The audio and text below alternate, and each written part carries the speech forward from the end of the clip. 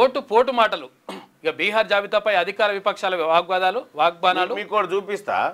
అక్కడ ఎన్నికల సంఘం ఏం చేసిందంటే ఒక్క 2-3 వార్డులనే 10-20 మందిని చంపింది ఎన్నికల సంఘం. చాలా చాలా విచిత్రమైంది అనుకోవాలి. చనిపోయారని చెప్పి ఓటర్ల జాబితా నుంచి తీసేసి పేర్లు తీసేసిరు మొత్తం.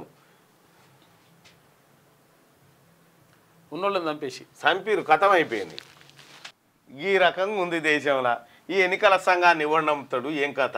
ఇజ్జత్ తీసుకుంది ఎన్నికల సంఘం. ఓటు చోరీతోనే రాహుల్, ప్రియాంక, అఖిలేష్ గెలిచారు.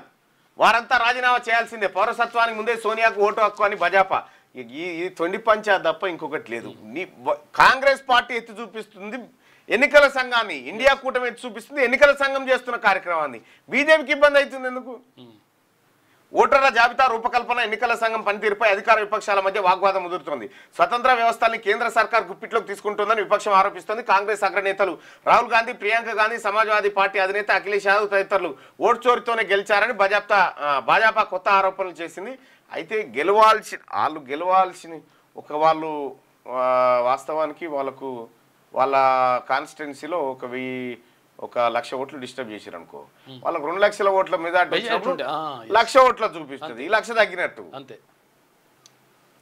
కానీ ఈ ఎన్నికల సంఘాన్ని ఒకసారి పబ్లిక్ అడుగుదాం, ఈ ఎన్నికల సంఘాన్ని నమ్మే పరిస్థితి ఉందా? భారత ఎన్నికల సంఘం విశ్వసనీయతను కోల్పోయిందా? అవును కోల్పోయింది అనుకునే వాళ్ళు ఇక్కడ, లేదు నిజాయితీగానే ఉంది అనుకునే వాళ్ళు ఇక్కడ మీ అభిప్రాయాన్ని తెలియజేయండి. వీళ్ళు ఇక భారత ఎన్నికల సంఘం విశ్వసనీయతను కోల్పోయిందా? అవును కోల్పోయింది.